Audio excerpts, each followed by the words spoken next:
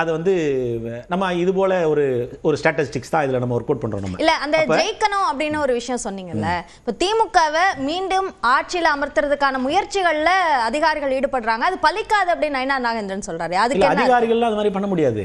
அதாவது எப்படின்னா ஒரு குற்றச்சாட்டுகள் நாம் வைக்கலாம். இப்போ ஒரு சமீப காலமாகவே வச்சுக்கலாமே, அதிகாரிகளையும் சரி ஊழியர்கள்லாம் யாராக இருந்தாலும் வந்து ஒரு டிஎம்கே ஆஃபீஸர்ஸ் ஏடிஎம்கே ஆஃபீஸர்ஸ் அப்படிங்கிற ஒரு மனநிலையோடு தான் ஆட்சியாளர்கள் பார்க்கக்கூடிய அந்த சூழ்நிலைகள் இருக்கிறது. ஆனால் அதிகாரிகள் அது போன்ற மனநிலையில் அவர்கள் இருப்பதில்லை. அது இருப்பதன் காரணமாகத்தான் தேர்தல் ஆணையம் நம்முடைய அரசியலமைப்பு சட்டம் வகுத்திருக்கக்கூடிய வழி என்னன்னு சொன்னால், தேர்தல் வந்து விட்ட பிறகு அனைத்து அரசினுடைய முழு கட்டுப்பாட்டையும் தேர்தல் ஆணையம் எடுத்துக்கொண்டிருக்கும் காபந்து அரசாகத்தான் ஒரு அரசாங்கம் இருக்க முடியும். அப்போ தேர்தல் ஆணையத்திற்கு நம்ம அரசியலமைப்பு கொடுத்திருக்கிற அதிகாரத்தின் அடிப்படையில் அவங்க இருக்கக்கூடிய இந்த பதவி மாற்றங்கள் எல்லாம் செய்கிறாங்க. தலைமைச் செயலாளர், காவல்துறை இயக்குநர்லாம் மாற்றுறாங்க. ஆனால் நேற்று முதலமைச்சர் இது மாற்றி இருப்பது ரொம்ப ரொம்ப மோசமான ஒரு செயல். இது போல செய்யக்கூடாது, தேர்தல் ஆணையம் மத்திய அரசாங்கத்தினுடைய கைப்பாவையாக செயல்படுகிறது அப்படின்னு சொல்கிறாங்க. நான் என்னுடைய கேள்வி என்னவென்று சொன்னால், தற்போது தலைமைச் செயலாளர் இருந்த முருகானந்தத்திற்கு மேலே 3 மூத்த ஐஏஎஸ் அதிகாரிகள் இருந்தார்கள். தற்போது மாற்றப்பட்டிருக்கிற காவல்துறை இயக்குநர் வெங்கட்ராமனுக்கு மேலே 6 ஐபிஎஸ் அதிகாரிகள் இருந்திருக்கிறார்கள். அவர்களையெல்லாம் தவிர்த்துவிட்டு உங்களுக்கு தேவையான அதிகாரிகள் நியமனம் செய்து கொண்டு இந்த அரசாங்கத்தை நீங்கள் நடத்தினீர்கள். அப்போது கேட்பதற்கு வழி இல்லாமல் இருந்தது.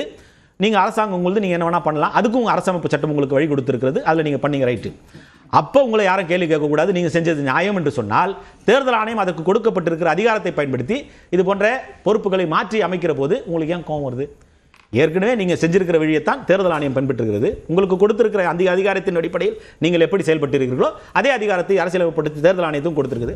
அவங்க பண்ணால் உங்களுக்கு வந்தால் ரத்தம், மற்றவங்களுக்கு வந்தால் தக்காளி சட்னி, அந்த மாதிரி ஒரு நிலைப்பாட்டை தான் முதலமைச்சர் எடுத்திருக்கிறார்.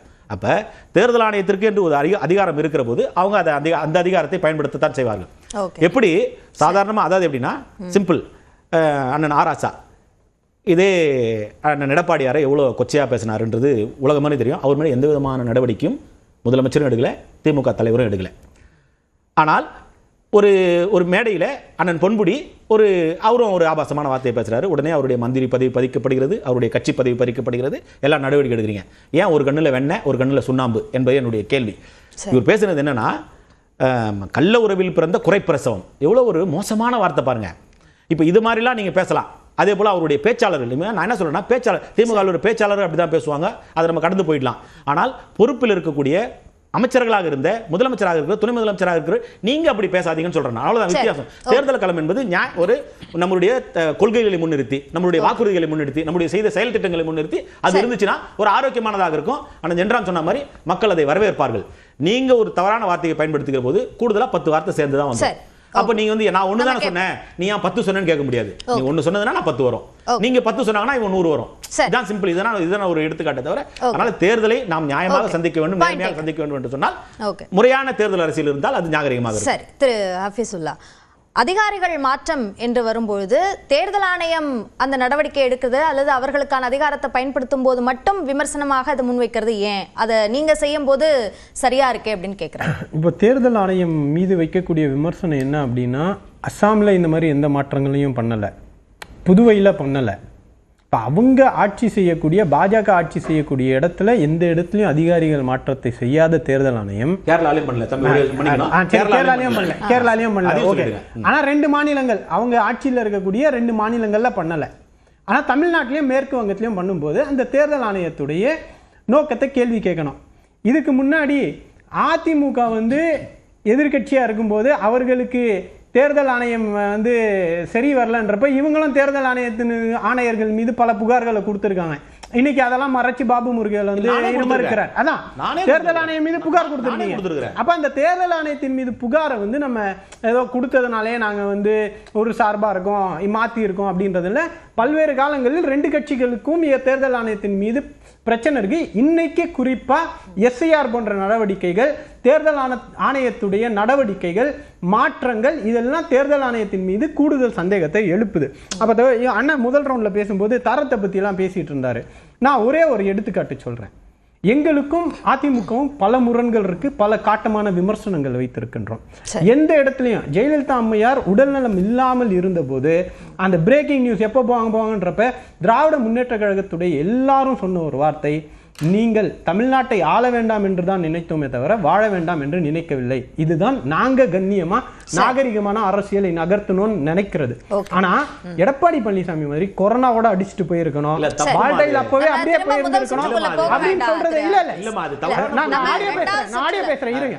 அப்ப அப்படிப்பட்ட அரசியலை இங்க ஏத்துக்க முடியாது. அடுத்தது இப்ப மேயர் பிரியாவை பத்தி இப்போ பேசியிருக்க ராயபுரத்துல ஒரு பட்டியலினத்துல இருந்து முதல் பெண் மேயரை முயற்சி செஞ்சு எடுத்துட்டு வரும்போது அவங்க பாக்குறதுக்கு எப்படி இருக்காங்க?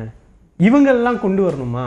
இப்படிலாம் பேசுறது, இதை எப்படி நீங்க ஜஸ்டிஃபை பண்ண போறீங்க? நான் சொல்றேன், ஒரு பொலிட்டிக்கல் கான்டெக்ஸ்ட் இருக்கட்டும், ஒரு விமர்சனத்தின் மீது அரசியல் தன்மை இருக்கட்டும், அது வாழ்க்கையில நடந்த ஒரு சம்பவமா இருக்கட்டும், பிரச்சனை இல்ல. மேயர் பிரியாவின் மீது என்ன காழ்ப்புணர்ச்சி, திறமையா செயல்படல அப்படின்ற குற்றச்சாட்டு வைங்க. அவங்க பாக்குறதுக்கு எப்படி இருக்காங்க பாத்தீங்களா? வேற ஆளே கிடைக்கல அப்படின்னா அப்போ அந்த பட்டியலினத்திலிருந்து வரக்கூடிய ஒரு பெண் மேயர் மீது காழ்ப்புணர்ச்சியை கொண்டு செய்யக்கூடிய தனிப்பட்ட தாக்குதல் இந்த அரசியலை நியாயப்படுத்தக்கூடிய இடத்துல இல்ல.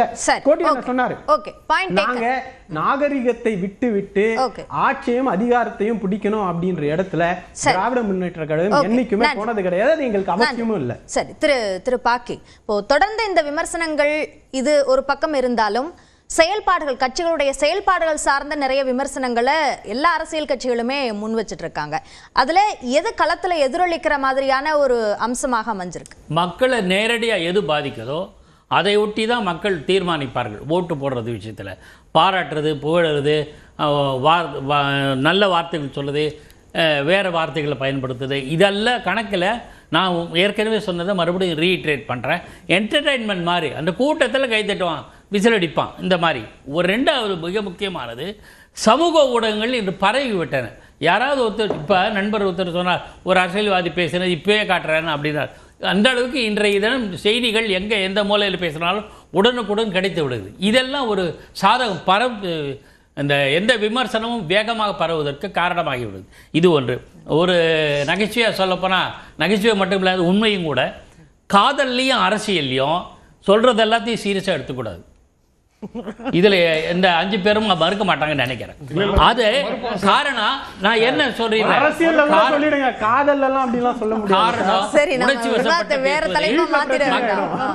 ரெண்டு விஷயம் சொல்லிடுறேன். உணர்ச்சி வசப்பட்டு பேசுவதும் பிறரை தன் வசம் ஈர்ப்பதற்காக பேசுவதற்கான பேச்சுக்கு அது காரணமாக தான் இதை ரெண்டுத்தையும் சீரியஸா எடுத்துக்கிறது இல்லை. அதே சமயத்தில் நான் பட்டியல் ஒரு சொல்ல விரும்புகிறேன். சில தலைவர்கள் ரொம்ப கண்ணியமாகவே வாழ்நாள் பூரா இருந்தார். அதுல முதல் நபர் யார் சொல்லட்டுங்களா? ஐயா தந்தை பெரியார். தனிப்பட்ட முறையில் ஒரு குறிப்பிட்ட சமுதாயத்தை தாக்கி பேசிய அவர், அவருடைய அரசியல் எதிரியாகவும் நண்பராகவும் இருந்த அவரை அரசியல் ரீதியாக விமர்சித்தார்.